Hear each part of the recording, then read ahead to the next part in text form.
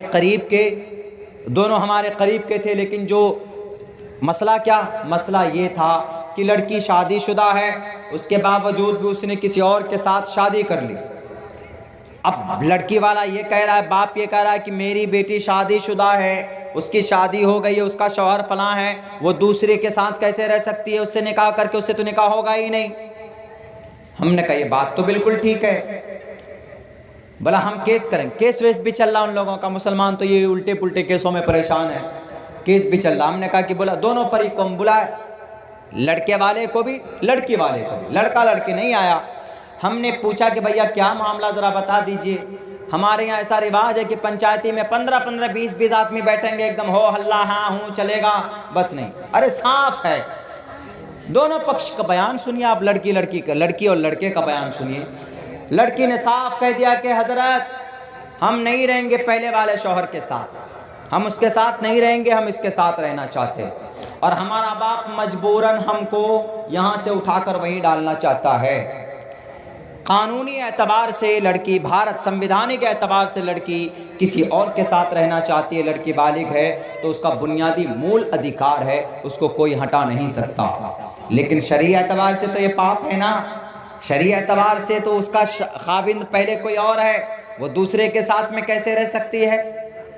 तो ऐसी एतबार से पहले तो किसी न किसी तरह अपने शौहर से, पहले वाले शौहर से उनको तलाक लेना पड़ेगा, वहाँ से रिश्ता ख़त्म करना पड़ेगा, तभी जा कर के उनका दूसरा कोई निकाह हो सकता। एक के निकाह में रहते हुए वो तलाक भी ना दे, अपनी ज़िंदगी से उसको अलग भी ना करे, तो हो ही नहीं सकता। तो हमने वहाँ पर एक बात कह दी कि आप, लड़की वाला बोलता हम केस करेंगे। हमने कहा कि केस करो, अच्छी बात है, पैसा ज़्यादा हो गया तो करो जाके FIR। जा कर के लड़की 64 का बयान दे देगी क्या कि sir I want to leave and with second husband, मैं अपने दूसरे शौहर के साथ रहना चाहती हूँ, विदाउट एनी फोर्स, बिना किसी दबाव के। तो आपका केस तो फू फू हो जाएगा, उड़ जाएगा, इसलिए कि लड़की का बयान असल होगा इस पे। हमने कहा जाइए लड़की को अपने पक्ष में लीजिए, लड़की लड़के के उसके फेवर में है तो आप कुछ नहीं कर सकते। रही बात ये, लड़के वाले को हमने कहा कि बाबू तुम छुओगे, देखोगे नाजायज और हराम, समझाओ इस लड़की को और पहले शौहर को कि आपने इसकी जरूरतें पूरी नहीं की, आपने फिजिकल रिलेशन भी आपका शायद अच्छा नहीं था, औरत आपसे संतुष्ट नहीं थी, आप इनकी जरूरियात जिंदगी पूरी नहीं कर रहे थे, इसलिए आप इसको तलाक दे दीजिए, छोड़ दीजिए। कानून शरीयत के एतबार से जो प्रोसेस है उसको पूरा कीजिए और हमारे साथ रहना चाहती। लेकिन आप ये सोचेंगे कि कोर्ट मैरिज हमने कर लिया तो लड़की जायज नहीं होगी आपके लिए, छूना हराम, देखना हराम, उनके साथ अगर वक्त बिताएंगे वो रिश्ता नाजायज जिना होगा, वलद जिना पैदा होगा, और जब तक उससे नस्ल चलेगी वो नाजायज और हराम होंगे। ये मामला कल का, तो इस एतबार से भी वो मामला ख़त्म हुआ।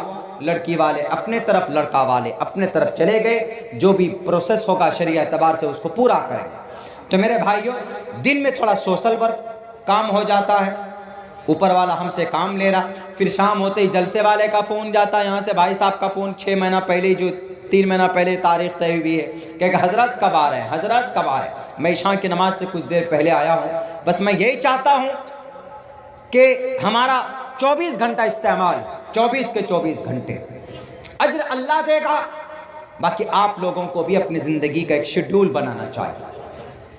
कुफ्फार के पास पूरे साल का एक प्लानिंग होता, पूरे साल का नहीं, अगले 5 साल की एक प्लानिंग होती है। हमारे नौजवानों के पास, हमारे मुसलमानों के पास अगले एक दिन की प्लानिंग नहीं होती, टारगेट ही नहीं होता कुछ भी। टारगेट फिक्स करो, आराम को लात मारो, अपनी जिंदगी के अंदर तब्दीली पैदा करो मुसलमानों, तभी कुछ हो सकता है, वरना कुछ भी नहीं होगा। ढाई बज चुके हैं, आप सबका भी ढाई बज चुका है, मेरा भी बज चुका है।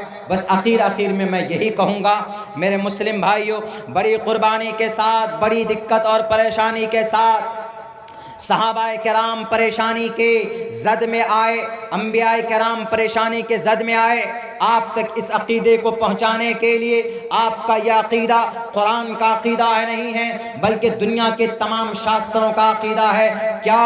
कुल हुवल्लाहु अहद अल्लाहुस समद लम यलिद वलम यूलद वलम यकुल लहू कुफुवन अहद। He is Allah the one and only. हमारी माँ और बहनों, अपना बच्चा, आपका बच्चा जब पैदा होता है, उस बच्चे को जब वो थोड़ा होश संभालता है, जब कुछ बोलने लगता है, तो उस बच्चे के सामने में ये बोला करो जो हज़रत अब्दुल्ला इब्न अब्बास फरमाते हैं कि मोहम्मद रसूलुल्लाह, कोई बच्चा सामने आता तो आप उसको कहते कि बेटा तुम्हारा अल्लाह कितना है, कौन है, लात है कि उज़्ज़ा है कि मनात है। अगर वो बच्चा बोलता हमारा खुदा ये शंकर जी है, हमारा खुदा ये बजरंग बली जी है, हमारा खुदा ये दुर्गे माता है, हमारा खुदा ये लात उज़्ज़ा मनात है, यगूस है, यऊक है, तो अल्लाह के नबी कहते नहीं, तुम्हारा अल्लाह एक है। बोलो अल्लाहु अहद, अल्लाह एक है।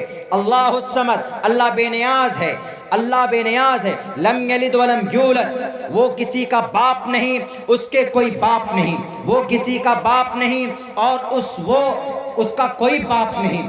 वलम यकुल लहू कुफुवन अहद, उसका कोई हमसर नहीं।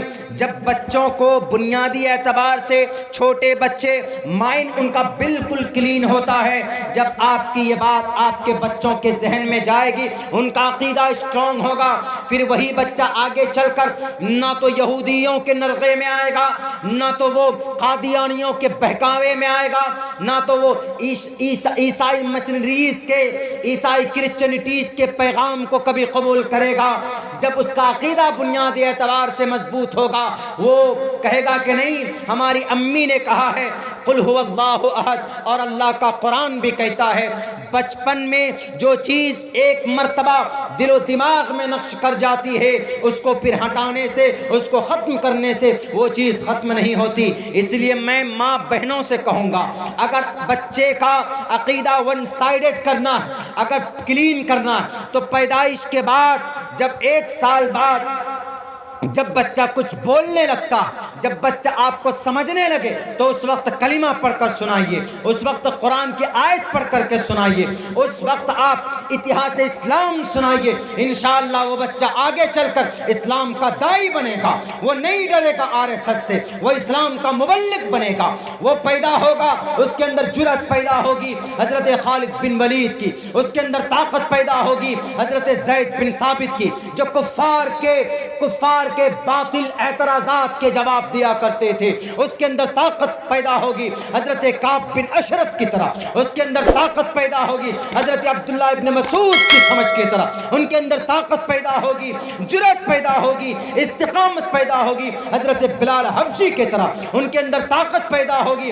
हज़रत अली की तकबीर के अंदर तो जो ताकत थी, वो ताकत पैदा होगी। अगर आपने बचपन से अपने बच्चों की ये परवरिश की, तो इंशाअल्लाह आपके बच्चे का अकीदा इतना स्ट्रॉन्ग होगा कि हिमालय पहाड़ हिल सकता है। आपके बच्चे का अकीदा इंशाअल्लाह नहीं हिलेगा, नहीं टूटेगा, जैसे सहाबाए किराम के अकीदे को कुफ़ार मक्का न हिला पाए, न तोड़ पाए, न खरीद पाए। आज उसी ईमान की जरूरत है। अगर ऐसा अकीदा आ जाए, ऐसा ईमान आ जाए, तो वो हमारे मोहन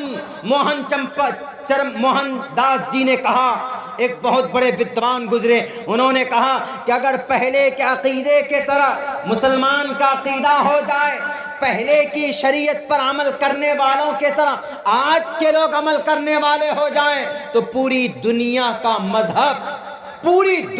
मजहब इस्लाम हो सकता है। कौन कह रहा? एक गैर मुस्लिम स्कॉलर कह रहे। तो अल्लाह से दुआ करता हूँ कि अल्लाह तबारक व ताला हमारे बच्चों को और हमारे समाज की बहू बेटियों को अपने बच्चों